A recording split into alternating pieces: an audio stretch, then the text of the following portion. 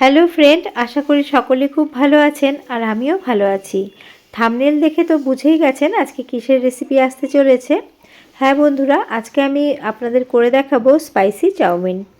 অনেকটা পরিমাণ সবজি দিয়ে কিভাবে খুব সহজেই এই চাউমিন আমি করে থাকি সেটাই আজকে শেয়ার করব। আর এখানে চাউমিনের জন্য অনেকটা পরিমাণ সবজি আমি কেটে ধুয়ে নিয়েছি। এখানে নিয়েছি অনেকটি পরিমাণ বিনস, একটা বড় সাইজের গাজর, 3 রকম ক্যাপসিকামগুলোকে পাতলা পাতলা লম্বা লম্বা কেটে নিয়েছি। আর বড় সাইজের একটা পেঁয়াজকেও কুচি করে নিয়েছি। এর সাথে আর লাগবে রসুন কুচি। এর মধ্যে আমি 5 থেকে 6টা রসুনকে কুচি করে নিয়েছি। চলুন তাহলে এরপরে নেক্সট স্টেপে চলে যাওয়া যাক। এখানে নিয়ে নিয়েছি আমি চাউমিন, অনেকটা পরিমাণে আজকে চাউমিন বানাবো, সেই জন্য আমি দুটো নিয়ে নিয়েছি। আর নিয়ে নিয়েছি এখানে হাফ পোর্শন বাঁধাকপিটাকেও কুচিয়ে নিয়েছি। ভালো করে বাঁধাকপিটাকে ধুয়েও নিয়েছি। আর চাউমিন সেদ্ধ করার জন্য এখানে অনেকটা পরিমাণ জল আমি ফুটতে দিয়েছিলাম, তার মধ্যে দিয়ে দিলাম হাফ চা চামচ নুন এবং 1 চা চামচ সাদা তেল। এবার চাউমিনগুলো এই গরম জলের মধ্যে দিয়ে দেব আর চাউমিনগুলোকে সেদ্ধ করে নেব। আপনারা তো সকলেই বানান, জানেন কিভাবে চাউমিন সেদ্ধ করতে হয়। তাও যারা নতুন রাঁধুনি, কোনোদিনও বানাননি, তারা কিন্তু এই ভিডিওটা দেখে আপনারা এইভাবে চাউমিনটাকে সেদ্ধ করে নেবেন। এই যে চাউমিন সেদ্ধ হয়ে গেছে, তবে খুব বেশি কিন্তু সেদ্ধ করতে হবে না। জাস্ট ফুটে উঠলে একটুখানি চেক করে নিয়ে চাউমিনটাকে নামিয়ে নিতে হবে। এখন গ্যাসের ফ্লেমটাকে অফ করে দিয়ে চাউমিনটাকে আমি একটা স্ট্রেনারের মধ্যে দিয়ে দিলাম। এবার ঠান্ডা জল দিয়ে চাউমিনগুলোকে খুব ভালো করে ধুয়ে নেব। চাউমিনের মধ্যে যে এক্সট্রা স্টার্চ রয়েছে সেগুলো চলে যাবে আর চাউমিনটা কিন্তু খুব ঝরঝরে হবে। ঠান্ডা জল দিয়ে চাউমিন খুব ভালো করে ধুয়ে নিয়েছি। এবার চাউমিনের মধ্যে একটুখানি সাদা তেল মাখিয়ে দেব। এইভাবে যদি একটুখানি সাদা তেল মাখিয়ে রাখা হয় তাহলে চাউমিনগুলো কিন্তু গায়ে গায়ে লেগে যাবে না, একদম রেস্টুরেন্টের মতো ঝরঝরে হবে। সমস্ত কিছু রেডি করে নিয়েছি, এবার মূল রান্নাতে চলে যাব। এখন চাউমিন বানানোর জন্য গ্যাসের মধ্যে আমি একটা কড়া বসিয়ে দিয়েছি। আজকে আমি ননস্টিক কড়াতে করব না, আমি এই কড়াটাকেই ননস্টিক বানিয়ে নেব। আর এই কড়াটাকে কিভাবে ননস্টিক বানাবো সেটাই শেয়ার করছি। আমি গরম কড়াইয়ের মধ্যে খুব সামান্য একটু সাদা তেল দিয়ে দিলাম। এবার এই তেলটাকে একটা টিস্যু বা একটা কাপড় দিয়ে এইভাবে ছড়িয়ে নেব। আর এই কড়াটাকে খুব ভালো করে গরম করে নেব। খুব ভালো করে কড়া গরম হয়ে গেলে গ্যাসের ফ্লেমটাকে 10 থেকে 15 সেকেন্ডের জন্য অফ করে দেব। অফ করে দিয়ে তারপরে আবার গ্যাসের ফ্লেমটাকে অন করে দেব।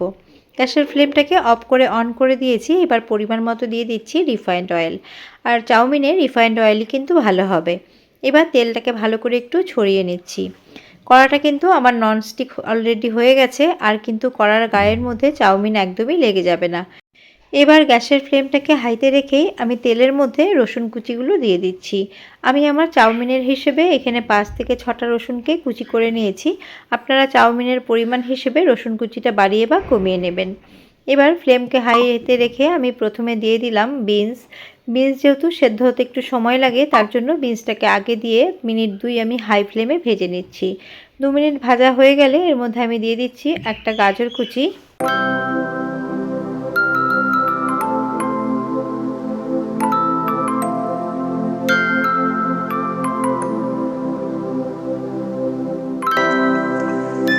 হাই ফ্লেম করে গাজরটাকেও 2 মিনিট ভেজে নিয়েছি। এবার পেঁয়াজ কুচিটা দিয়ে দিচ্ছি।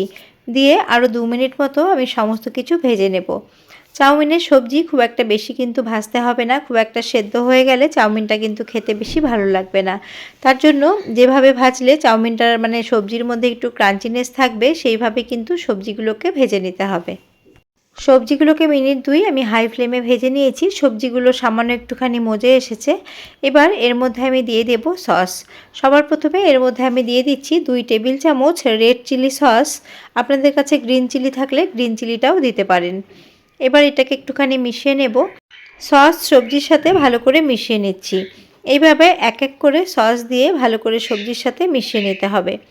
রেড চিলির পরে এখন সয়া সস দিয়ে দিচ্ছি। সয়া সসের পরিমাণটা আমি একটুখানি বেশি দিচ্ছি। আপনারা যেরকম পছন্দ করেন সেইভাবে সয়া সসটা দিয়ে নেবেন। এরপরে আমি দিয়ে দেব এর মধ্যে 1 টেবিল চামচ মতো ভিনিগার। এখন সমস্তটা খুব ভালো করে মিশিয়ে নেব। মিশিয়ে নিয়ে সবশেষে এর মধ্যে আমি দিয়ে দেব টমেটো সস পরিমাণ মতো। আপনারা যদি কম স্পাইসি পছন্দ করেন সেই ক্ষেত্রে সসের পরিমাণটা কিন্তু কম দেবেন। আমার মেয়ে একটুখানি স্পাইসি পছন্দ করে, তার জন্য আমি সসের পরিমাণটা এখানে একটু বেশি দিয়েছি। এবার দিয়ে দিচ্ছি আমি টমেটো সস।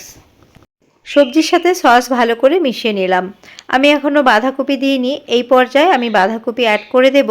বাঁধাকপিটাকে ভালো করে ধুয়ে আমি জল ঝরিয়ে রেখেছিলাম।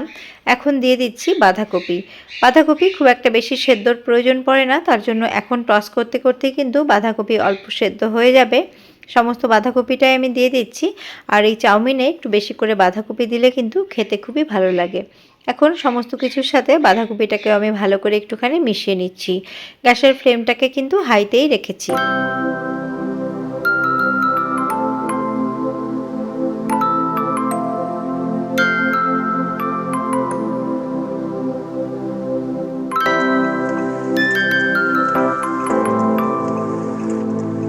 এখন সবজির মধ্যে আমি দিয়ে দিচ্ছি কিছুটা পরিমাণ আজিনামোটো বা চায়না সল্ট। আপনারা অপছন্দ করলে চায়না সল্টের জায়গায় আপনারা এমনি নুনও ব্যবহার করতে পারেন। আমি অল্প একটু চায়না সল্ট আজকে ইউজ করলাম, তার সাথে নুনও কিন্তু ইউজ করব। এবার 3 রকম ক্যাপসিকাম কেটে ধুয়ে রেখেছিলাম, সেগুলো দিয়ে দিলাম। সেগুলোও সমস্ত কিছুর সাথে ভালো করে একটুখানি মিশিয়ে নেব। পুরনো বন্ধুদের অসংখ্য ধন্যবাদ সবসময় আমার পাশে থাকার জন্য।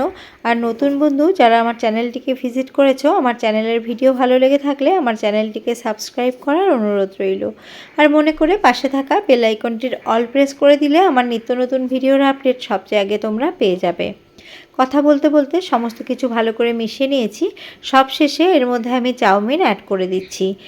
অনেকটা পরিমাণ চাউমিন সেদ্ধ করেছি, তার জন্য একবারে সমস্ত চাউমিন আমি এর মধ্যে দিলাম না, অল্প একটু দিয়ে ভালো করে একটুখানি টস করে নিচ্ছি। এইভাবে অল্প অল্প করে দিলে কিন্তু টস করতে সুবিধে হবে আর সমস্তটা খুব ভালো করে মিশবে।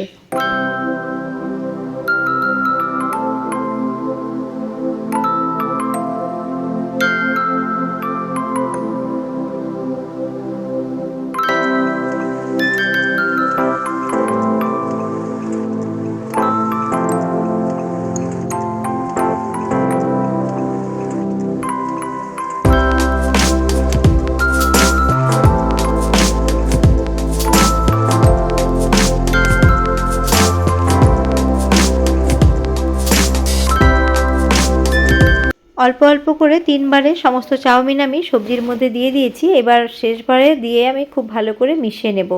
আমি আগে অল্প আজিনামোটো ব্যবহার করেছি আর তার সাথে আমি অনেকটা পরিমাণ সসও এর মধ্যে দিয়েছি। এখন পরিমাণ মতো আমি এর মধ্যে নুন অ্যাড করে দিলাম। নুন আপনারা অবশ্যই করে বুঝে দেবেন, কেননা সসে কিন্তু অনেকটা পরিমাণই নুন থাকে। গ্যাসের ফ্লেমটাকে হাইতে রেখে দুটো খুন্তি ব্যবহার করে আমি এইভাবে চাউমিনটাকে ভালো করে টস করে নিচ্ছি। অনেকটা পরিমাণ চাউমিন বানালে এইভাবে যদি আপনারা বানান তাহলে কিন্তু খুব সুবিধে হবে আর খুব ভালো করে সবজির সাথে চাউমিনটা মিশে যাবে। অনেক বাচ্চাই আছে একদমই সবজি খেতে চায় না, আপনারা যদি এইভাবে বানিয়ে দেন তাহলে কিন্তু অনেকটা পরিমাণ সবজি বাচ্চাদের খাওয়াতে পারবেন। একদম রেডি হয়ে গেছে আমার চাউমিন। এবার আমি সার্ভ করে দিচ্ছি। সবজি দিয়ে ভেজ চাউমিন আমার একদম রেডি হয়ে গেছে। আপনারা তো সকলেই বানিয়ে থাকেন, আমি যেভাবে বানাই আজকে সেটাই শেয়ার করলাম। আমার এই পদ্ধতি আপনাদের ভালো লেগে থাকলে আপনারা এইভাবে একদিন ট্রাই করে দেখতে পারেন। ভালো লেগে থাকলে ফ্রেন্ডস অ্যান্ড ফ্যামিলির সাথে শেয়ার করতে পারেন। আবারও আমি হাজির হয়ে যাব অন্য কোনো রেসিপি নিয়ে বা ব্লগস নিয়ে। আজ এই পর্যন্তই, নমস্কার।